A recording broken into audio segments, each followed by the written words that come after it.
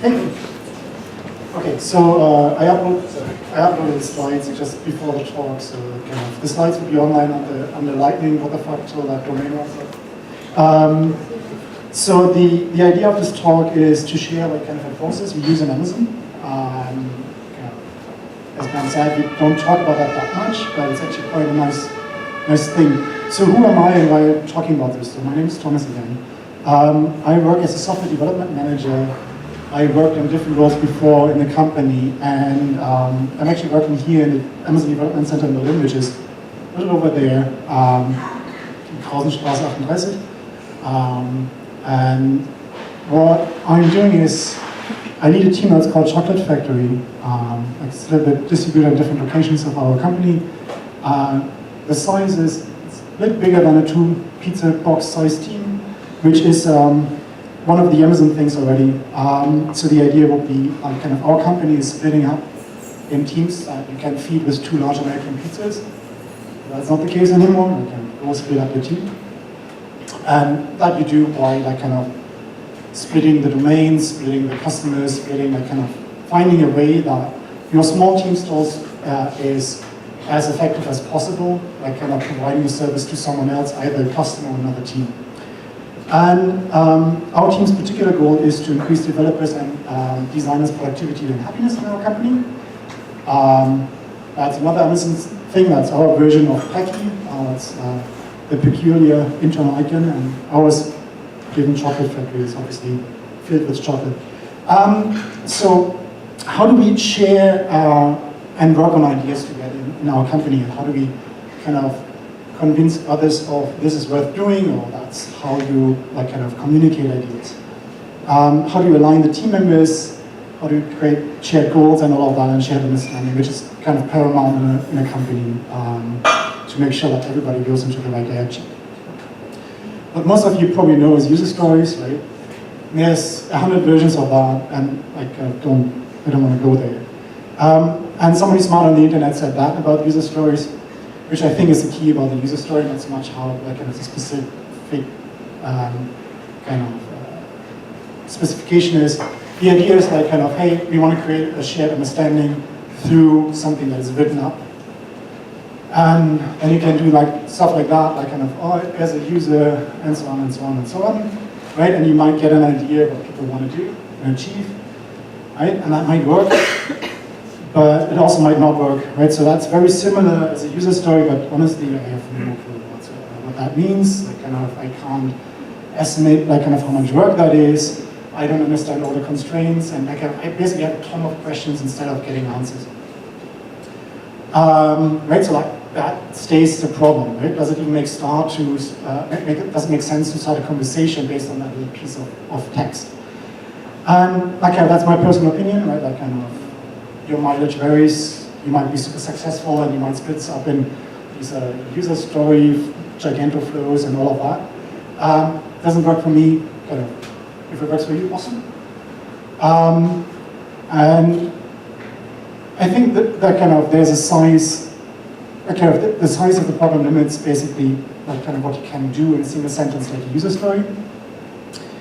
And don't get me wrong, there's like super powerful sentences that kind of convey really, really, really big ideas. And that's one of my favorite.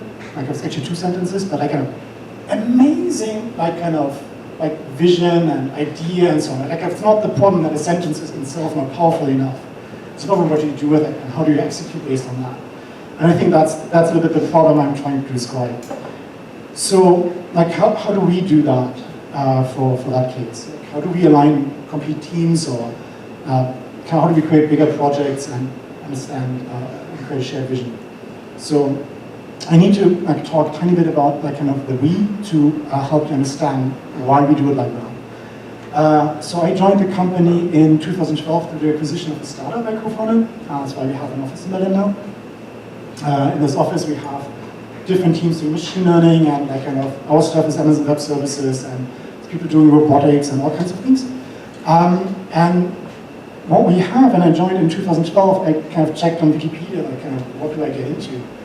I was like a company of 100,000 employees roughly. Really, like we were 5 people beforehand. That was really fast and awesome.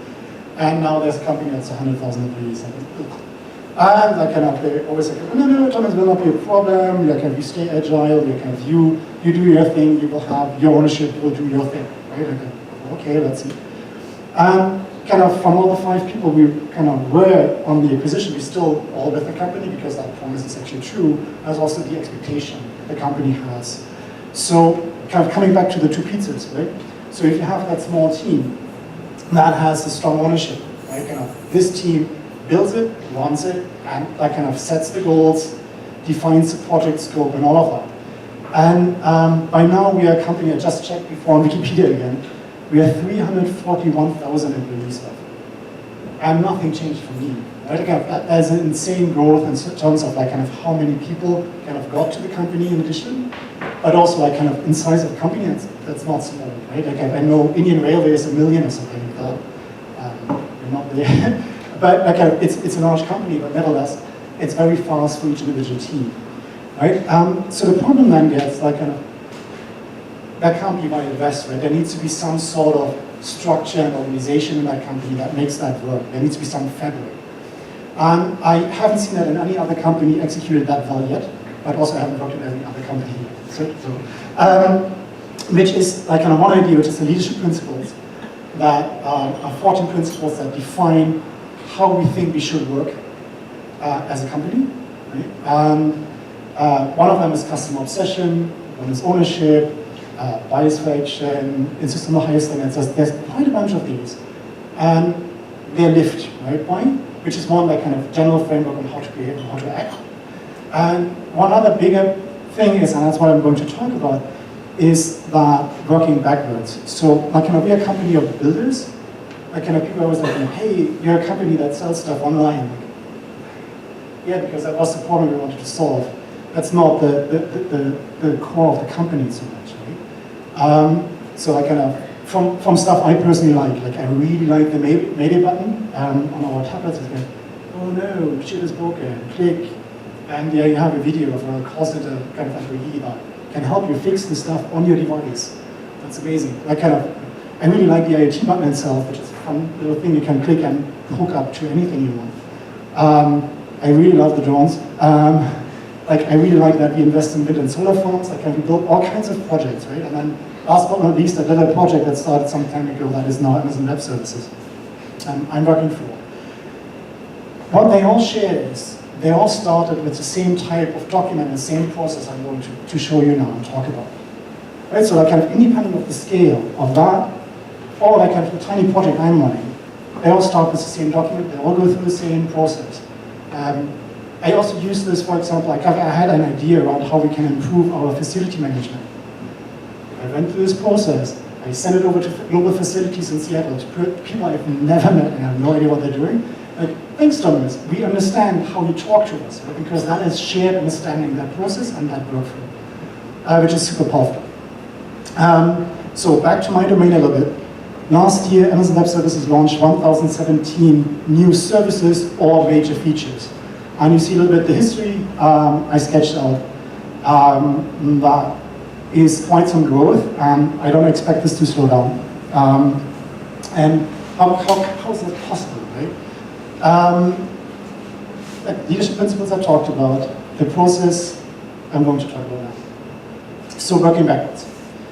That kind of complete sentence is like working backwards from the customer. The idea is that we start anything we do with a mock press release. Right? So that's the first thing you do in a project. Before you do anything else, you write a press release, like 1 page. Right? And I kind of checked a little bit, because I obviously can't share internal kind of documents. I checked press releases we have online in our press page. You can see fragments of the internal document shine through. They're not the working documents we have in the company anymore. But to give you an idea. So the first one is for one of our web services that is called Lobinger. You might never heard of that. You probably don't care if you don't build games. What you see is I guide you through the press release itself, and then I talk about this. So we have always in a press release a heading. What is this thing? Followed by a summary, like kind of Seattle, whatnot, who did what, basically. Right? So I leave it there for you to read.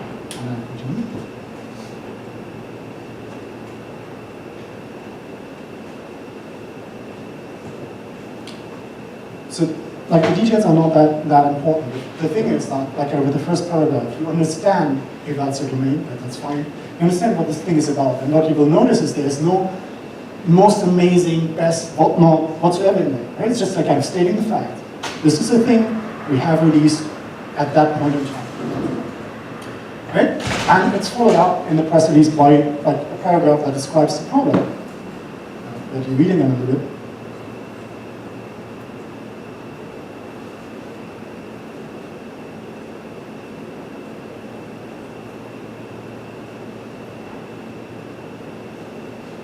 Right? Also not a lot of emotions and gray or whatnot. Trying to explain the type of problem that thing was solving. And how it is solving it.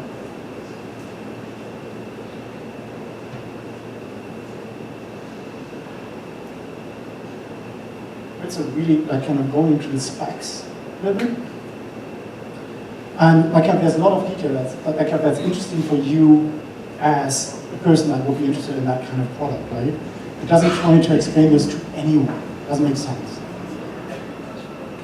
What we then have is a quote by Amazon. So what we will see, and I kind of still see in most of the actual press releases that kind of got worked over by PR, and kind of some of the content got stripped out and replaced. But what you often see still is one of the quotes of actual like kind of Amazon leaders. The idea is here that like kind of in your mock press release, if you build that, you basically try to convince like somebody in senior management to say like kind of, in this case, who's that, Mike? Mike, this is what I've written up. Is this the kind of, do you share that idea? Are you share that excitement to basically get leadership buy-in to say like, yes, this is my sponsor, this is my support, however that is called in larger companies. Right? Like, this is the person who will give me the headcount and the budget to actually do it. Right? So you basically, Mike said it's awesome. And you have that quote. Then you also try to describe, okay, cool, this thing is launched, but what do I do next as a customer? How do I start? It's another section in the press release that describes like kind of, hey, what do I need to do? Do I log in? How much is it? Is there a subscription? How do I, like kind of basic information on like what would I do now? Followed by a customer quote that somebody that did that already. And ideally, if you build a product, you go shopping for customers before you even have started. So for AWS, we have like kind of over 1 million customers worldwide, right? We have good connections to our customers, right? Like kind of our roadmaps are driven 95% based on our customer feedback. We don't build something that not some customer at some point said, I really want this. Okay, there's a lot of smart people in our company, but like kind of in the end, the customers define what we need to do. Right? It's the customer obsession we have as a company. So, like kind of ideally, like in this case, somebody from 2K Games said, like kind of, hey, this is awesome. This is what we needed, and that's why we have gone building it. And then closing that press release with something that's like, go here. This is where the source is. Get started, right? And that's a very different example. I just have some sections of that press release. Very different, vastly different topic. But you see the same kind of structure. So you have a heading, kind of, if you're a fan of Woody Allen, you might be excited about that. I personally am kind of confused about that guy, but that's a different problem. So, like kind of, and again, press release, somebody wrote that before it happened. Right? And there's a summary again, there's a quote by someone from Amazon, where to get the video. Right, so kind of, you see in like the press releases we have online, you see that structure, like sometimes more, sometimes less, and all these different parts have a specific purpose to describe the project before it happens. Okay? And so the thing about writing a press release is it takes quite a bit of time. Right? It's not like written in a day. Like kind of, I can write one in a day, but it's probably crap. Right? So you iterate on that. And if you have ever worked in automotive or something that's a little bit like heavy and long-term, like kind of, the more you invest up front, the cheaper the whole thing gets. If you find a kind of quality mistake kind of in production, like that's 1 million times more expensive than spending your time out, kind of upfront there, right? That's why we take quite some time to write these and to kind of go shopping, like kind of go and share these with other leaders, with other kind of colleagues, with customers even, to see, is that really the thing we should do?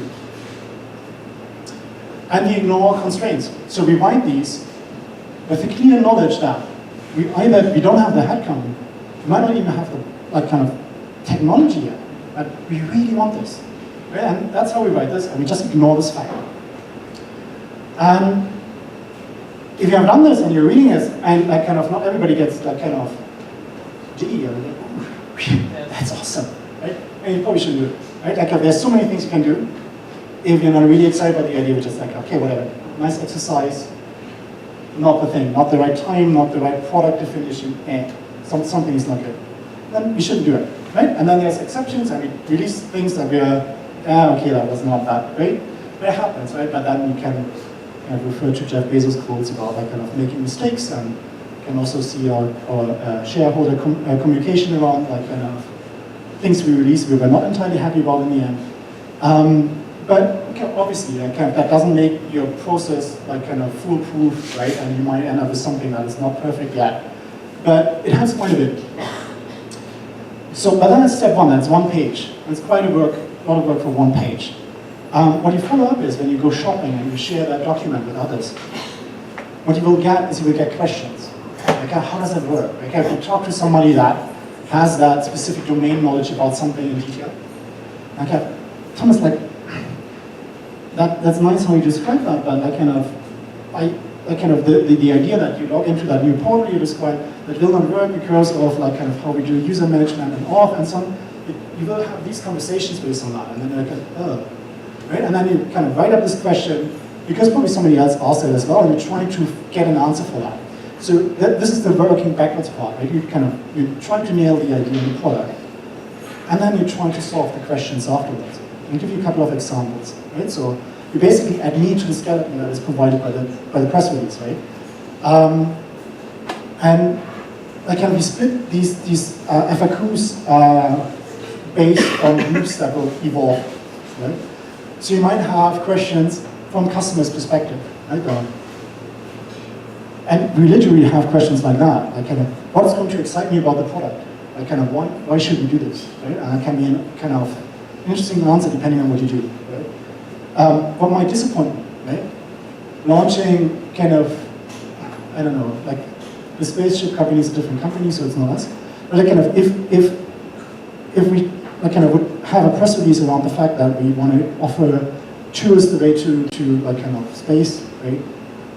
It would be pretty disappointing if the window is smooth, right? If you have that idea and it's okay, this is really what we want to do, but we have tiny windows. That's probably disappointing if you pay, I don't know how many million to get that private space right. So, but that's honest, right? You will find out what is not working well and what you might need to change, actually, and you will go back to your press release and change that. Put that even in a customer quote, say, oh my God, I was blown away. I spent I don't know, $100 million on my private space flight, but man, was it amazing looking out of that window, right? So you can go back and you can iterate on that. Other questions, how do I discover that? Given the fact that I'm in Germany, will I even be able to use it? So these kind of questions that you collect make your product more real and define more of these edges and constraints. And then you obviously have questions that are more company internal, right? Why right now? Why not wait? Why haven't we done this 2 years ago? There's questions around why now, obviously, because we have a ton of things we need to prioritize. How do you know that this actually was successful? How do you measure that this launch, that investment you have taken? What is your metric around this? Is this something that might be provoking the debate because somebody else in the company is doing something similar already, or something else? Is there some sort of conflict we always see?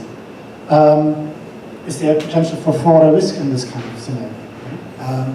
And so you go through these questions and it gets more and more real. And then, after you have done this, you start mocks, right? And this is basically the third step in the process. And quite some time went into it already. And then you start with mocks. And you sketch your customer experience, right? You add a little bit more color to your problem. You say hey, this is how I imagine this experience to look like. You do a storyboard, whatever you want, lo-fi as much as possible. And describing like kind of how it would be used, right? This will discover like kind of another layer of problems and challenges in the project, but also like opportunities and niceness around it. And you know, no, you're not. So like kind of the ideas that you do, right? So like kind of these are living documents. So when we run a project, I create a wiki page or whatnot where it's like, okay, this is the outline of the PR, I'm working on the FAQs. Let's try to iterate here.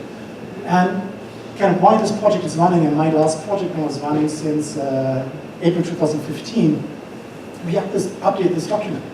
Right? Like kind of we had some great idea, and like kind of in this case, like most of the assumptions I have done, like kind of before I got basically the headcount for that and all the goal, most of the document is still true, which is amazing. Like it's a project that's running for, what do we have? Like nearly 2 years. Okay, document is pretty accurate still. Which kind of is still describing the excitement, still describing the direction what my team is doing. The cool thing is that I'm writing a couple more now to add like kind of more products around this like kind of domain of making front-end developers and designers happy. So this is in the second talk actually, because I think we're working on something similar. The idea is that you iterate on the document. It doesn't become like kind of stale and kind of, okay, we now got our head count, whatever, let's remove that crap. It stays the document that describes the status of your project, describes, it's a one page you send around if somebody's like, oh, what is this, what you're working on? You just send this around, somebody reads it, get it. So, circling back, mock press release, you kind of fill up FAQs, and you create mockups, right? And then you go from there. Like, you make that more and more concrete, you split it up more and more, you go through the regular steps running the project. And that's what I have.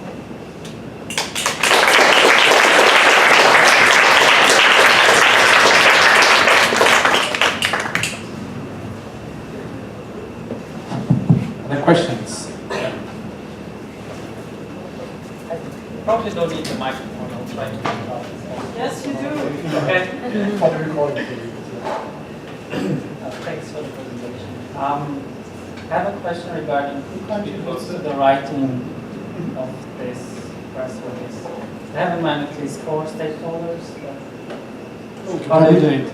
So, like kind of, can it be anyone in the company? Right? Like we start a contest right now where people can hand in their press releases, and kind of I'm a steward, ambassador, or whatnot of this process, right? Kind of in Berlin and in Germany. Right, so like kind of we as these ambassadors run currently like a project that CAD itself is the press release, where we basically encourage every employee in the company, if he or she cares, to write one of these and send it to us, and we will critique it. Right, so like many ideas get sparked by like anyone in the company. Right, it's not like kind of project managers that need to write this necessarily. Like kind of I know of many examples where like fulfillment center employees are kind of, okay, I read it up on the wiki, I'm really excited about this idea, I attended the training, like kind of, I have an idea I want to share, right? And somebody does it in like kind of spare time or extra time or whatever time they kind of ask their boss to have for this. Because it's such an established process, also the boss knows like, okay, go do it, like kind of you get the time to do it, can we value these ideas? So anyone can do it, and then again, it's a shopping part. Right? You send it around, you send emails to someone you think is responsible for that or has input to that. So kind of, I shamelessly send these things to our VPs and CTOs and whatnot if I think they're the right person. Like I have ideas around gaming, I'm not working in gaming, just send this over and let's see what they pick up from that, and that's fine.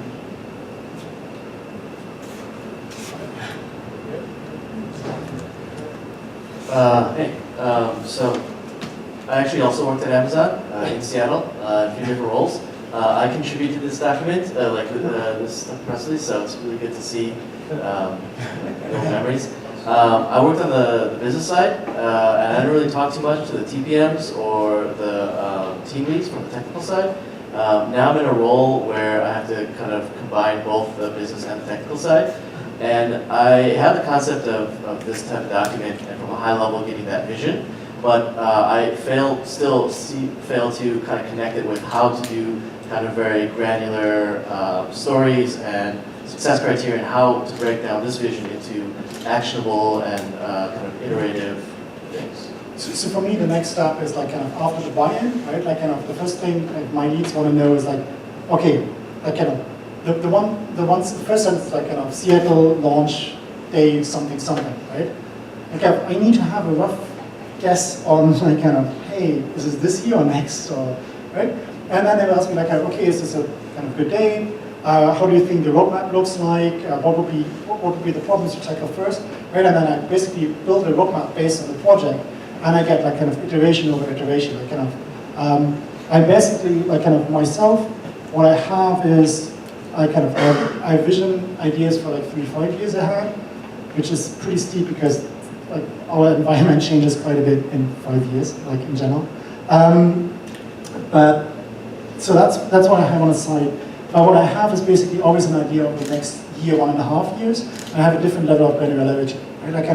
I know that at some point we should do that, and I have always a prioritized list of stuff we should do.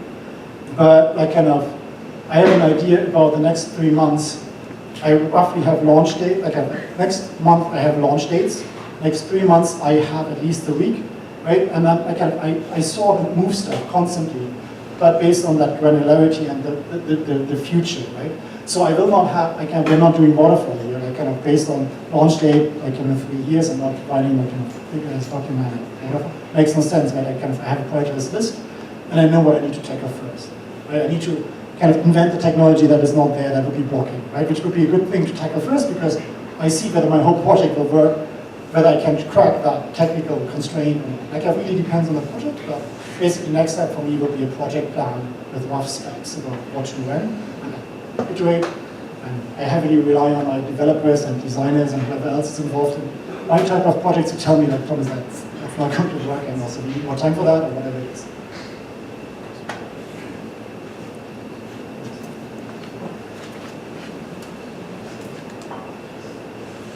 Thanks. Thanks for the great talk. I would like to know from you what you mean with customer obsession and how this works, because you say you only do things that at least one customer wants that. This applies to 95%. How do you do this with a new product where you haven't had customers yet, which might have said something? Again, the idea is that I have this amazing idea, and let's I don't know, a bunch of them, but let's pretend it's so 10 years ago, a little bit more, right? There was no iPhone. Let's keep the iPhone example because that's usually the example that no one knew that we needed an iPhone. Or smartphone in general. So like for that example, right, I can say nobody was asking for that, but it's defining the new what a phone is. What we would do is we would create a kind of mock-up, and as said, we have customers under EA, we have other people in the company that might be interested in that, to get that feedback and get that validation, even for things that we don't know if people want, right? And there's something where we initiate, where we are not reactive as a company. Right? That's not what we are. Right? We don't wait for people to tell us what we do. We try and find. It's maybe the perspective of how many things are obvious and how many things we get as input automatically because we're embracing this, and our customers, I hope that's true, understand that this is the company we are and that feedback gets valued and worked on. That's why I think we get tremendous amounts of feedback. I'm not sure if any one of you have been either on the AWS summits or at reInvent in Vegas, which are basically tech conferences for Amazon Web Services. If people know that you're working for the company, they just approach you like, this is what we want, you should do this, and I go, okay, let me write this up. I'll try to find the right person to pass on that information. But obviously there's stuff that we don't know, we try, we invent, somebody has a great idea. But nevertheless, we try to validate. Without validation, it will not fly. I understand that this might work for projects, for products which customers might want to have in the end. I guess with a company of the size of Amazon, there might be lots of projects which are just internally. Yes. I'm wondering if this technique of wrapping a value proposition into the artifact of a press release also works for that. Yes, that's exactly how I pitch my project right now, because I only have internal customers. I have designers and front-end developers. And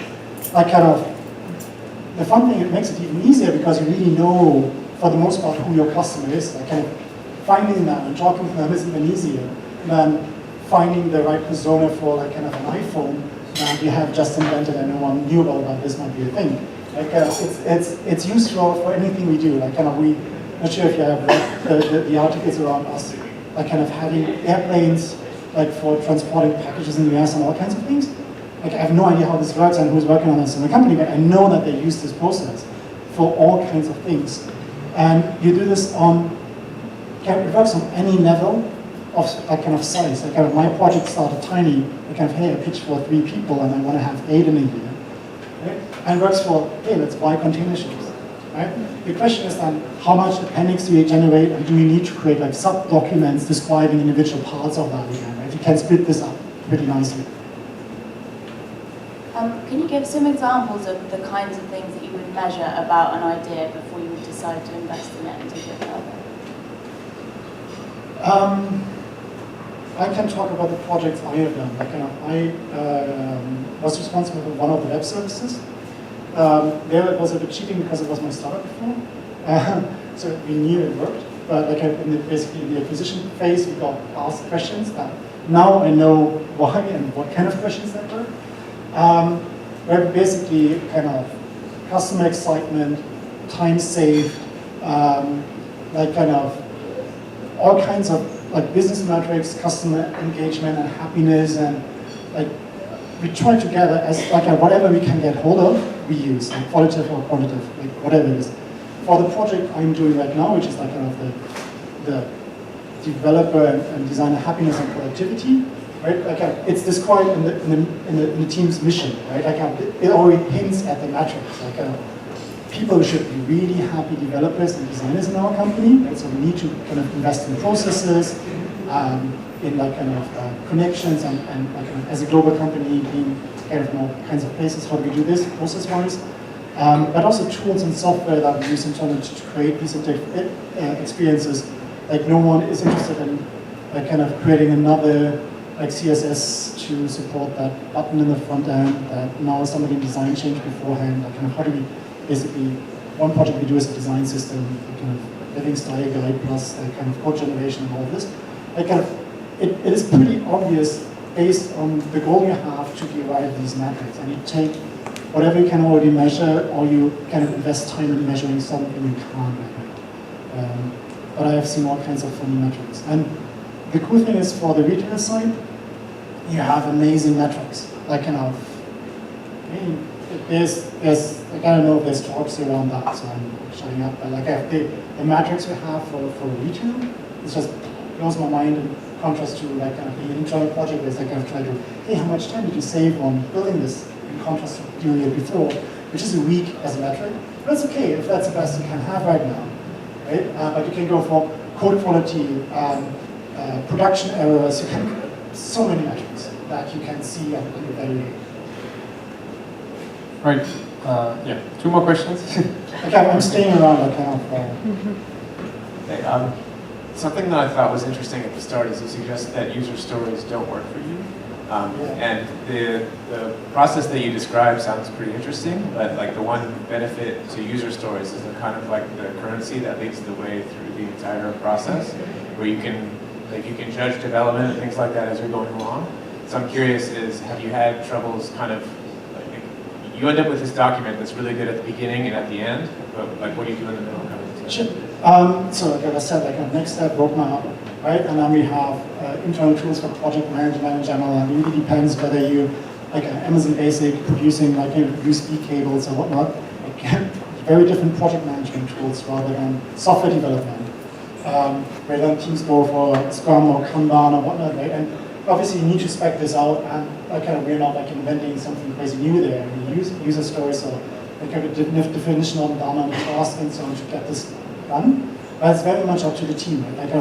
The idea of these 2 pizza box sized teams is also the team picks the tool they want to use, be it the development process, be it the language, right?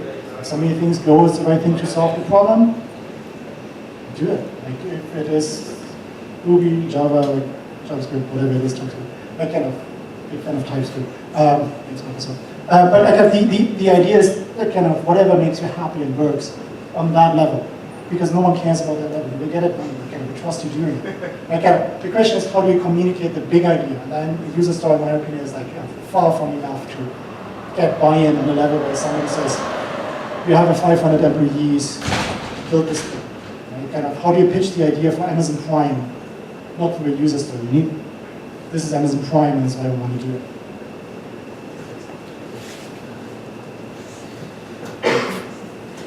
Hi, I'm Micha. I have a question somewhat related to the metrics one. I was wondering if and at what point you talk about a business model for a solution. That's probably a kind of, if that's probably a question in the FAQ, is a stakeholder question, where like somebody else again, how much will that cost? What is like kind of people are willing to pay for that? Is it subscription model, one time, whatever it is, like that will be probably spec'd out in the FAQs, and there might be another appendix for this is the growth we expect and stuff like that. So that's the right time to at least dig into that area. Sometimes you probably decide that might be a strategic decision, say whatever it costs, that's really important for us now, whatever. That depends really on the project. Cool, thank you, Thomas. Thank you so much. Please warm applause.